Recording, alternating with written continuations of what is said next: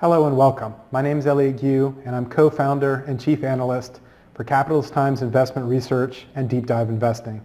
And today I want to actually address a question that came up in one of the comments to my last video on this YouTube channel.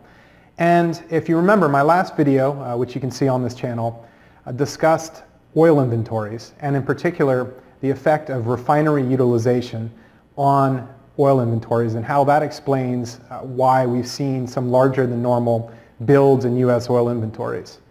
And one of the comments I received was, what about the so-called adjustment factor that's used by the Energy Information Administration to balance their inventory numbers? And the question was, is that important? And could that also be a reason that U.S. oil inventories have been building a little faster than normal this year? And the answer to that question in short is yes.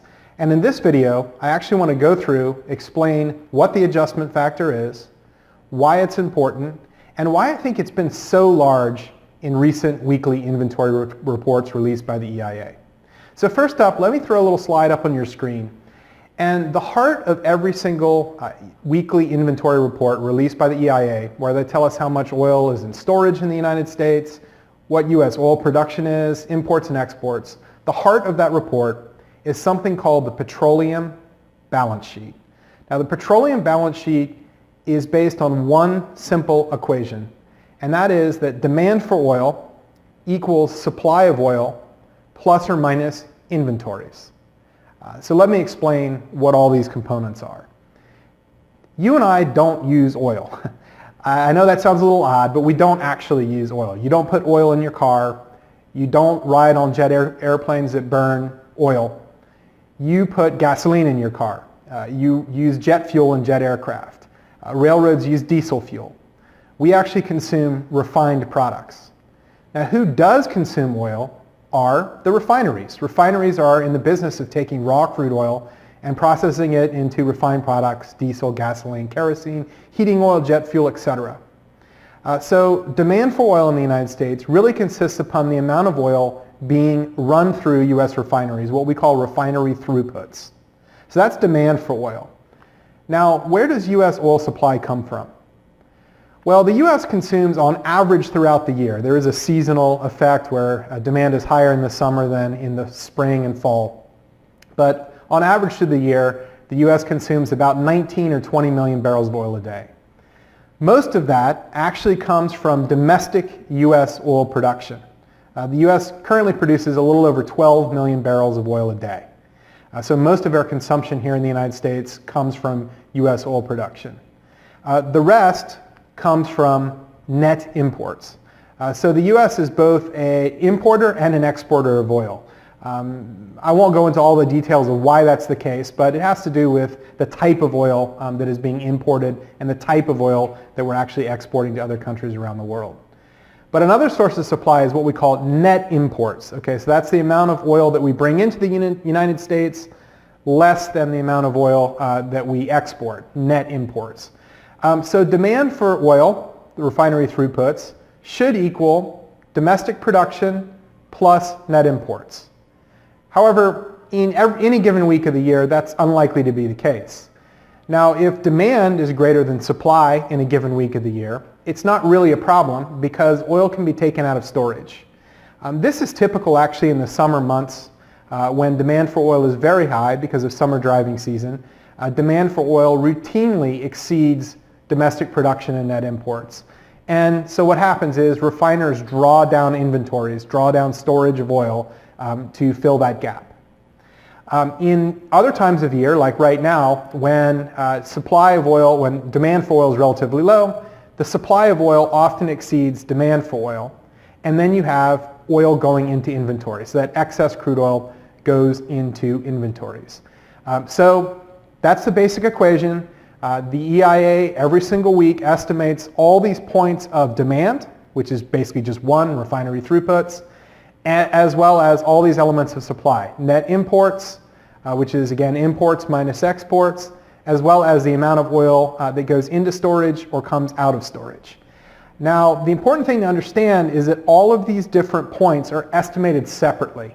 And the EIA uses survey data for its weekly inventory report. They basically ask refiners, how much oil did you use? They ask producers, how much oil did you produce? They ask companies that own storage capacity and pipelines, how much oil was put in or taken out of storage. And they use data from the customs authorities to determine how much oil was brought into the country and how much oil was exported from the United States in any given week of the year. So let's take a look at some of the surveys that are out there. The EIA actually does surveys on a weekly basis, which are used for their weekly inventory numbers. And then they do a larger, more complete survey of more companies in more different industry groups, right? That makes up the monthly data. The monthly data is more complete, but there's also a much longer lag time until it's released. So for example, we currently have the monthly data just up through February of this year, February 2019. Here we are in late May. So it's with a 3-month lag basically. If you look at the weekly data, it comes out every week. It's not as complete, it's not as accurate, right? But it is more timely. So you can see here, for example, and I'm just putting up, this is the chart in the February Petroleum Supply Monthly edition out of the EIA. They surveyed 141 refineries to create their monthly data, only 124 on the weekly data. If you look at crude oil stockholders, these are companies that own storage capacity. They actually surveyed only 82 of these on the weekly data and over 200 of them for the monthly data. So you can see each of these points is estimated separately, right, using the survey data.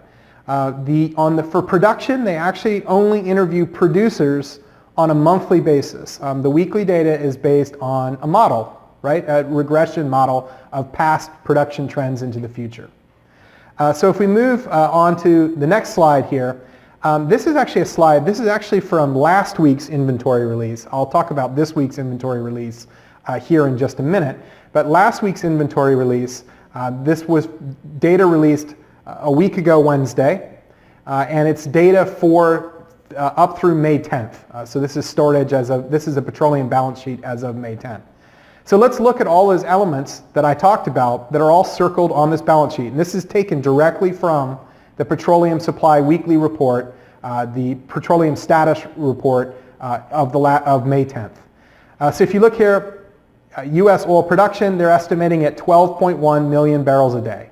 These numbers are all in thousands. So that's actually 12.1 million barrels of oil a day. That's one component of supply.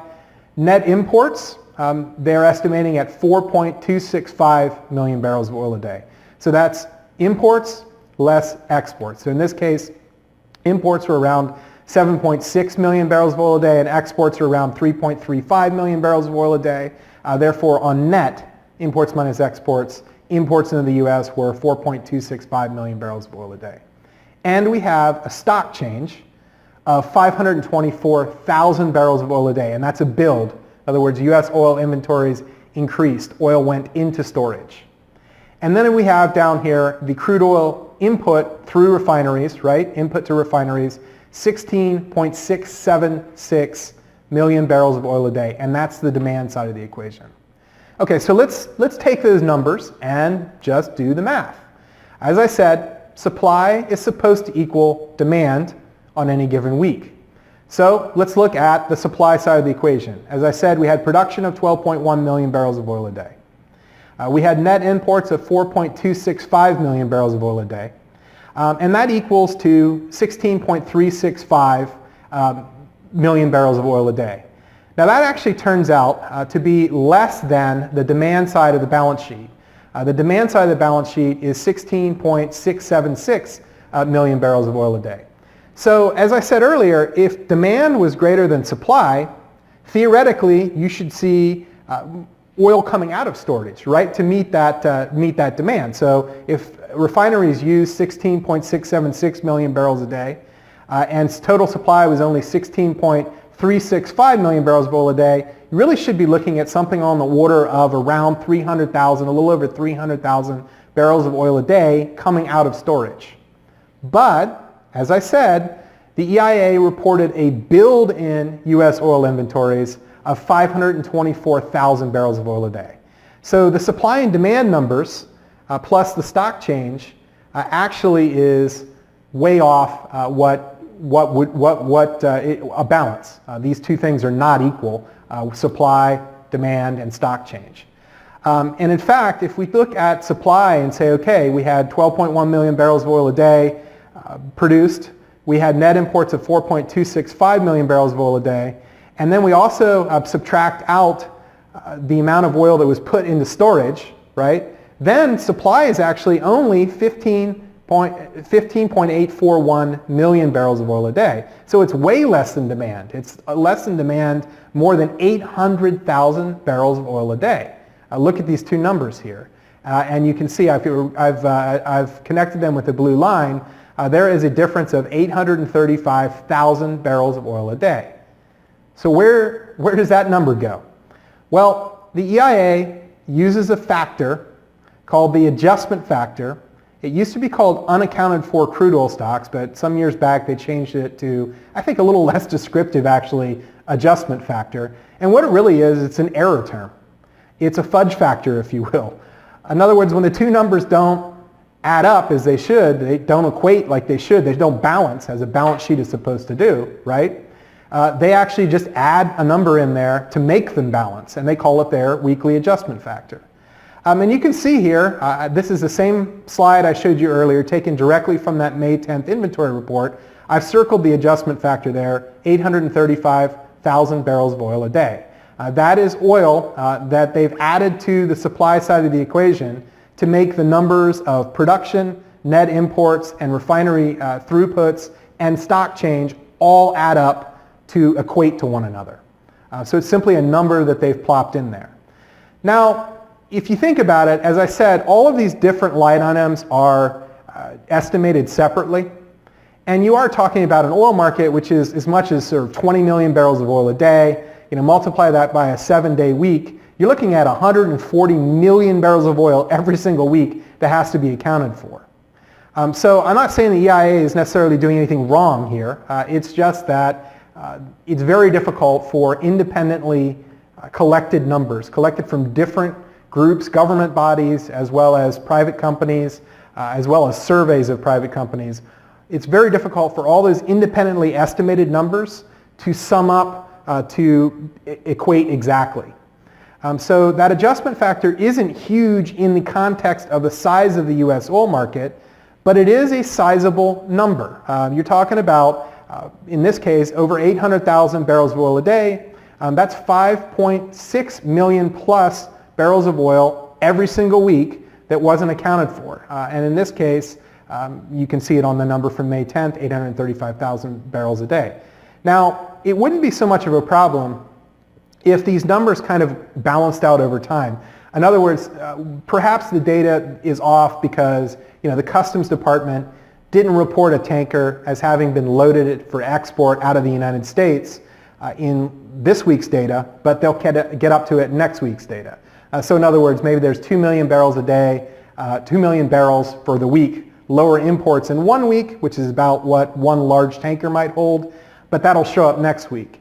So if it kind of balanced out over time and these error terms sort of added up to near zero, it wouldn't be so much of a problem. Unfortunately, that's not been the case, and it's not been the case for some time. Take a look at this chart. So let's move on from this and look at the adjustment factor over time. Now I took this back all the way to the end of 2007, November 2007, up through the most recent data. And those black bars that you see that are on either side of zero, that's the adjustment factor. If the adjustment factor needed to be adjusted positively, so a positive number, as it has in the last couple of weeks, then you see these large positive numbers, these black bars on the upside there. And if it's a negative adjustment factor, which has been less common in recent years, then you'll see it below that bar there.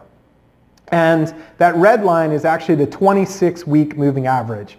So there are 52 weeks a year, obviously, so that's roughly a 6-month moving average of that adjustment factor. Now what you can see here, I think quite clearly, is that the adjustment factors were much smaller in 2008, 2009, 2010 than they've been since that time.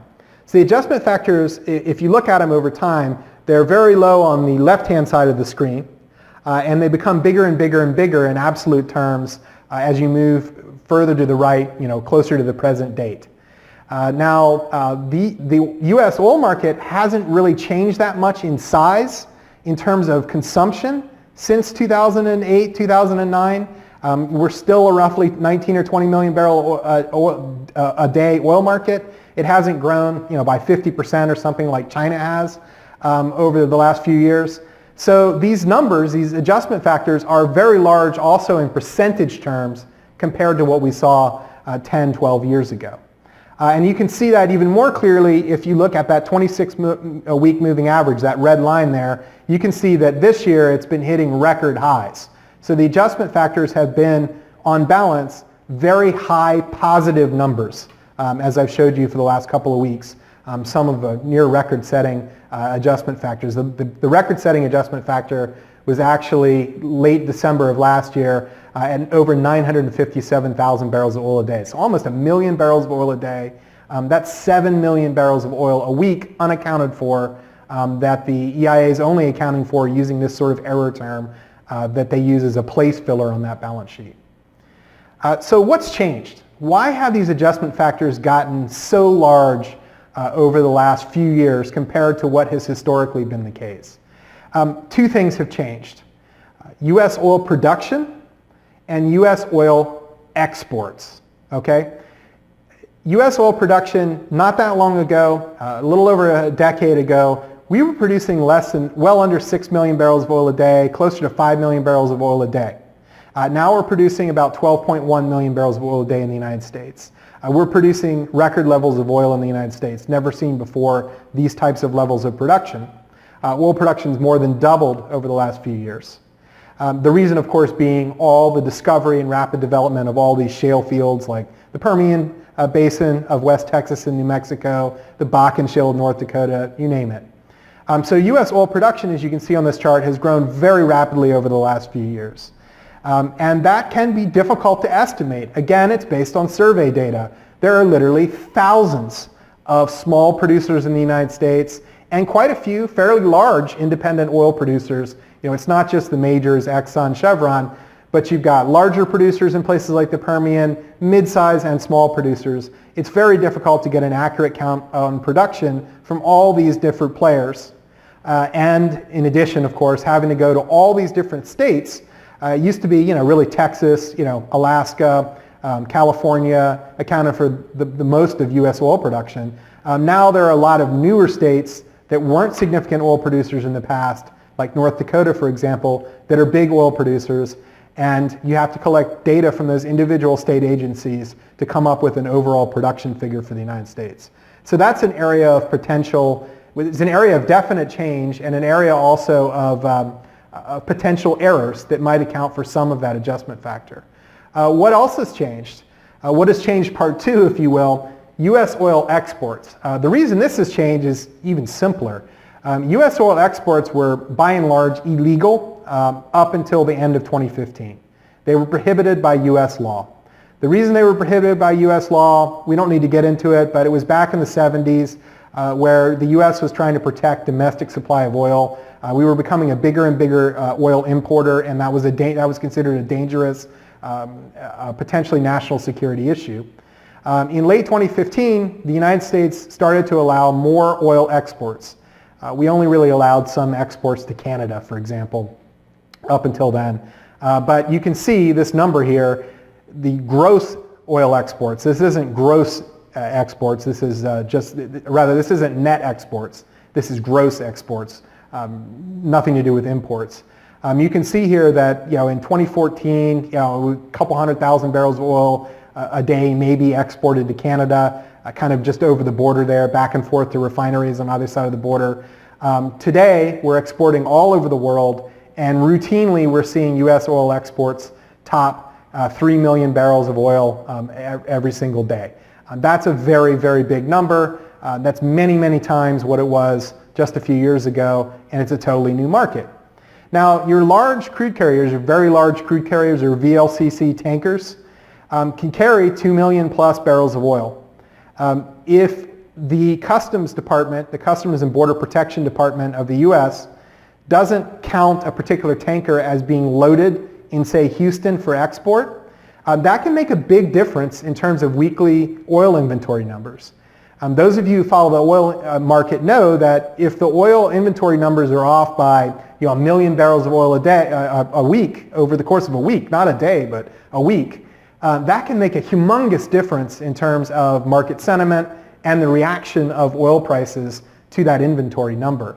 So even a small error, oil exports not being counted fully in a given week, can have a major impact on U.S. inventory numbers and on the oil market itself. So let's move on. Those are the two things that have changed most, and you can also see it in this chart. The black line there is the weekly data that comes out of the EIA. That's part of the the weekly petroleum status report, and that orange line you see there is actually the monthly data that comes out of the Petroleum Supply Monthly Report. And you can see that there have been occasions, especially since 2011, 2012, where either the weekly estimates have been consistently too low for a period of time or consistently too high for a period of time. For example, in this most recent data I have here, which on this chart is from May 10th, you can see that U.S. oil production on the weekly data was estimated at 12.1 million barrels of oil a day. As I said, that's based on a model that the EIA uses. The monthly data, which we only have updated through February to be fair, was only 11.7 million barrels of oil a day. So there's actually a pretty wide gap there. There's a roughly 400,000 barrel a day gap between how much oil we were producing back in February and how much the EIA estimates we're producing today. That's way too big to be explicable by any factor I can imagine. If you look at the weekly rig count reports, comes out of Baker Hughes, you'll see that the U.S. rig count, the number of rigs actively drilling for oil, has been going down. Oil companies, oil producers are talking about holding their capital budgets steady to try to generate more free cash flow. They're not really aggressively drilling as they have in years past. And we've heard a lot of anecdotal evidence that production's kind of been coming in a little bit on the low side lately. So this looks unlikely to be the case. It looks like those weekly estimates out of the EIA are just simply too high on U.S. oil production. Supply is too high there. And if we look at the comparison of the weekly to monthly data, and again, this is a table taken directly out of the Petroleum Supply Monthly Report out of the EIA, we can look at some of the big differences. If you look at, as I said, the most recent monthly data is for February, and if you look at total net oil imports in the month of February, in the weekly data, which is on the column there labeled February 2019, it was estimated that total net imports was 554,000 barrels of oil a day. So imports less exports was 554,000 barrels of oil a day. When the monthly report came out a few months later, recently, right, they revised lower that estimate of net imports all the way down to 176,000 barrels of oil a day. That's almost 400,000 barrels of oil a day, downward revision in the amount of oil supply coming from imports. Net imports were a lot lower than they originally had estimated. That again has a massive impact on those weekly oil inventory numbers. Some of those builds that we might have seen back in February really weren't builds because the EIA simply had overestimated the amount of oil coming into the country less the amount of oil going out of the country. So that would have accounted for a large portion of the adjustment factors we saw back in February. The numbers didn't add up because imports were not being counted properly. And if you look down there, most of that discrepancy actually came, as I kind of alluded to earlier, on the export side. The U.S. is a relatively new oil exporter. We've only been allowed to do it for less than 4 years now out of the U.S. So the U.S. government isn't as good at counting exports as it has been about counting imports in the past. So you can see there on that line there, they originally estimated, they revised lower, they revised higher the amount of oil being exported out of the U.S. Considerably back in February by 376,000 barrels of oil per day.